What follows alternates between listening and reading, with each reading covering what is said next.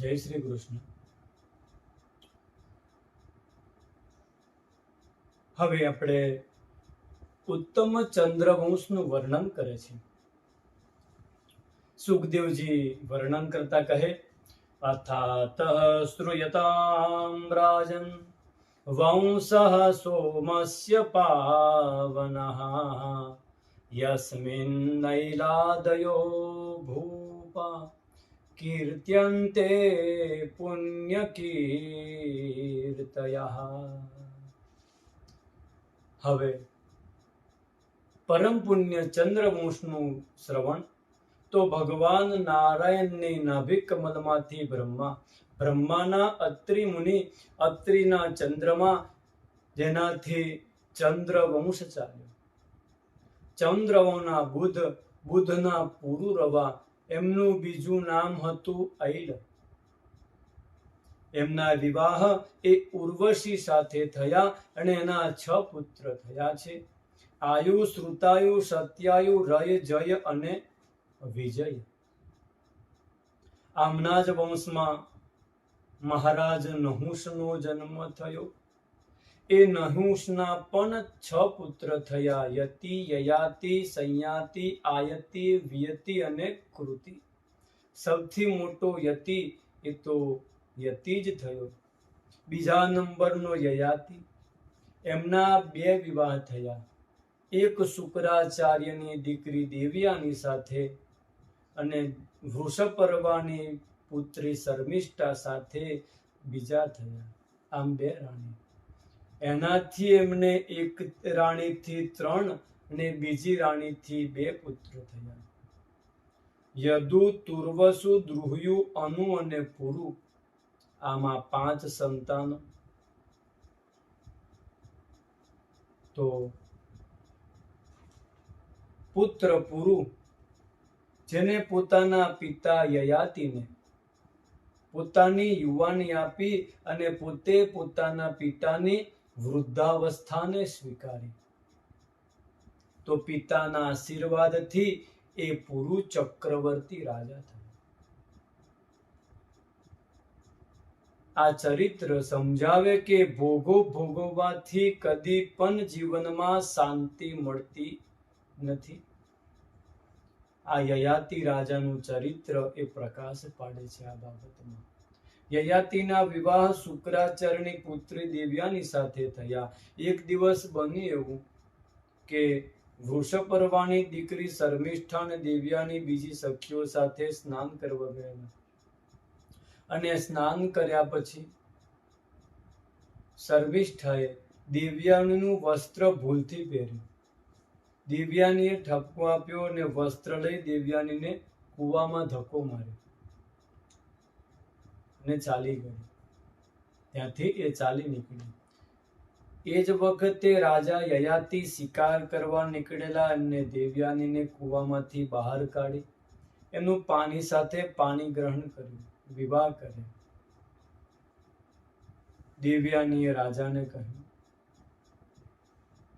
આ બાજુ શુક્રાચાર્ય એ યયાતિને કહેલું કે શર્મિષ્ઠા સાથે તારે સંબંધ રાખવો નહીં. યયાતિને વચન પાડ્યું નહીં. એટલે શુક્રાચાર્ય એ યયાતિને શ્રાપ આપી અને વૃદ્ધ બનાવ્યો. રાજાએ શુક્રાચાર્ય પાસે પોતાની વૃદ્ધાવસ્થા દૂર કરવા માટેનો ઉપાય પૂછ્યો. તો શુક્રાચાર્યજી કહેવા લાગ્યા કે સાંભળ ભાઈ, તારી વૃદ્ધાવસ્થા કોઈ લઈ લે ને અને યુવાની તને આપે તો તારી વૃદ્ધાવસ્થા દૂર થઈ જાય.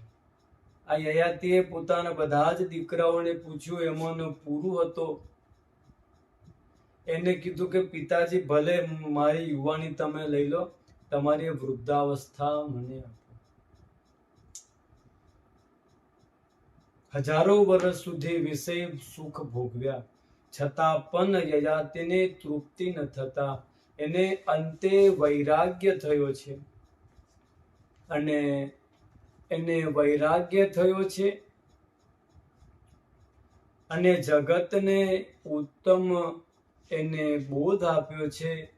ન જાતો કામ કામાનામ ઉપભોગેન સામ્યતે.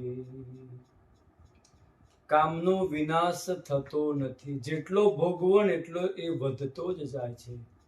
હવિષા કૃષ્ણ વર્તમેન, જેમ હવન કુંડમાં તમે ઈંધન પધરાવ્યા કરો ને એમ એમ જ્વાળાઓ. હવિષા કૃષ્ણ વર્તમેન ભૂય એવાભિવર્ધતે, એ જ્વાલાઓનો વર્ધન થયા કરે છે. વિષય ભોગવવાથી કામ વાસના કદાપી શાંત થતા નથી, પરંતુ અગ્નિમાં ઘીની આહુતિ આપવાથી જેમ ઉગ્ર બને એવી રીતે ભોગ ભોગવવાથી વાસના અધિક વધે છે. મનુષ્ય ઘરડો થાય છે, પણ એની તૃષ્ણા એ ક્યારેય ઘરડી થતી નથી. પુરુતો પોતાના પિતાને યુવાની આપી એને યયાતિને, એ પુરુને પછી તો ચક્રવર્તી રાજા બનાવ્યા. આ જ વંશમાં દુષ્યંત એમના પ્રતાપી પુત્ર થયા ભરત. એ નાનપણથી જ સિંહ સાથે ક્રીડા કરનારા એ પરમ ચક્રવર્તી થયા. એમને ગંગા તટ પર ગંગાસાગરથી ગંગોત્રી સુધીમાં 55 પવિત્ર અશ્વમેઘ યજ્ઞ કર્યા. યમુનાના તટે પણ પ્રયાગથી યમુનોત્રી સુધી એમને 78 અશ્વમેઘ યજ્ઞ કર્યા. આમ ભરતજીએ 55 અને 78 એટલે કે 133 અશ્વમેઘ યજ્ઞો કર્યા અને શ્રી હરિને પ્રાપ્ત કર્યા. અને વિદર્ભ રાજની 3 કન્યાઓ સાથે એમના વિવાહ થયા. આ જ વંશમાં રાજા રંતિદેવ થયા, જેમને દુષ્કાળના સમયે પોતાનો બધો જ ખજાનો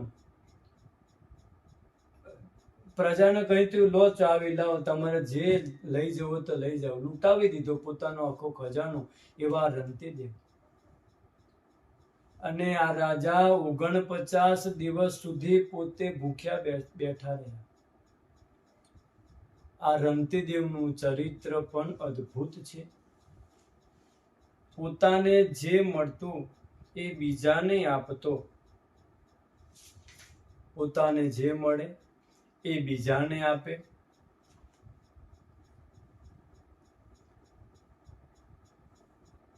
અને રંતિદેવ એમના જીવનનું બસ એક જ ધ્યેય હતું કે હું ભલે દુઃખી થઈ જાઉં, દુઃખ ભોગવું, પણ બીજા સુખી થાય. અને આજે કેવું છે? આજે બસ હું જ સુખી થવો જોઈએ, દુનિયા ભલે દુઃખી થાય. આના રાજા એક જ ધ્યેય એમના મનમાં, એક જ કે બસ બધાને સુખી કરું, બધાનું દુઃખ મને મળે. એક દિવસ પોતાના પ્રાણના સંકટે પણ પોતાની પાસેનું બધું જ અન્ન પાણી એ બધાને બીજાને આપી દે છે. ન કામયેહમ ગતિવીશ્વરાટ પરામ અષ્ટર્દ્વિયુક્તામ પુનર્ભવમ વા આર્ત્રિ પ્રપદ્યે ખિલ દેહ બાજામ અંતસ્થિતો યેન ભવન્ત્ય દુઃખા. હું ઈશ્વર પાસેથી 8 સિદ્ધિઓ વાળી ઉત્તમ ગતિ ઈચ્છતો નથી. અષ્ટદ્વિયુક્તામ પુનર્ભવમ, કે હું બીજું મોક્ષ પણ ઈચ્છતો નથી. હું તો બસ એટલું જ ઈચ્છું છું કે સર્વ પ્રાણીઓના હૃદયમાં સ્થિર થઈ જાઉં. એના બધા જ દુઃખો હું સહન કરું, જેથી કોઈ પણ પ્રાણીને દુઃખ ન થાય. બીજા દુઃખી પ્રાણીઓને દુઃખથી બધા મુક્ત થાય અને તેઓના દુઃખ હું ભોગવું. બસ આ જ મારી ઈચ્છા છે. અને કહે છે કે પરીક્ષિત સાંભળ, આ જ વંશમાં તારો જન્મ થયો છે. તો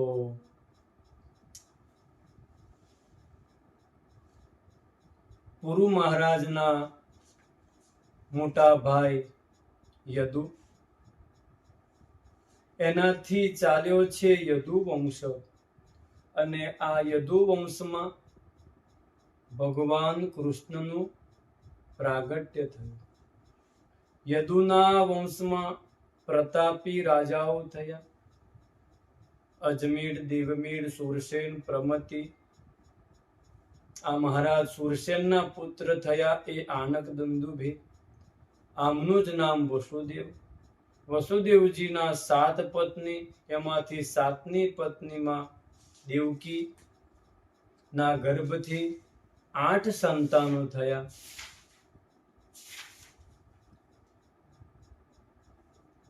આમાં 8મા સાક્ષાત ભગવાન કૃષ્ણ.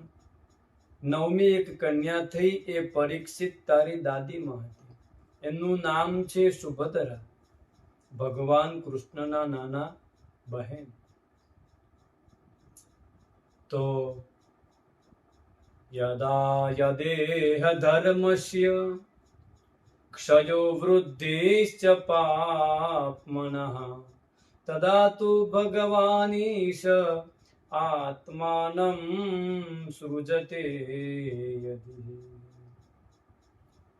ભગવાન યદા યદા હે ધર્મસ્ય ક્ષયો વૃદ્ધિશ્ચ પાપ્મનઃ. તો ભગવાન કૃષ્ણ ધર્મની સ્થાપના કરવા માટે યુગે યુગ એ ભગવાન જન્મ લે છે. ભગવાન કૃષ્ણનો જન્મ તો થયો હતો મથુરામાં. મહોત્સવ માણ્યો હતો ગોકુળમાં. 4 વર્ષ ગોકુળમાં રહ્યા, પછી વૃંદાવન આવ્યા. 6 વર્ષ સુધી વૃંદાવનમાં રહ્યા, પછી અક્રૂર કાકાની સાથે પાછા મથુરા આવ્યા. મામા કંસને મારી 14 વર્ષ મથુરા રહ્યા.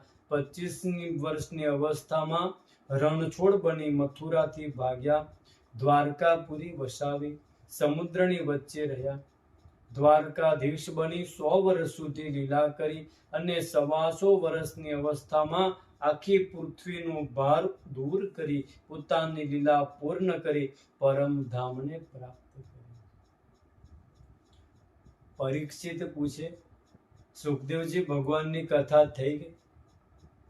સુખદેવજી કે બધી તો કથા કહી દીધી. પરીક્ષિત ગભરાયા. હું તો ક્યારનો જિજ્ઞાસુ થઈને બેઠો છું કે ક્યારે કૃષ્ણની કથાનો પ્રારંભ થશે, હું સાંભળીશ. ને મારે તો 1 જ મિનિટમાં કથા પૂરી કરી. પરીક્ષિત હાથ જોડી પ્રશ્ન કરે છે અને અહીંથી જ આ 9મ સ્કંદ પૂર્ણ થઈ 10મ સ્કંદનો પ્રારંભ થાય. એ 10મ સ્કંદ એ આપણે આગળ સમજીશું. જય શ્રી કૃષ્ણ.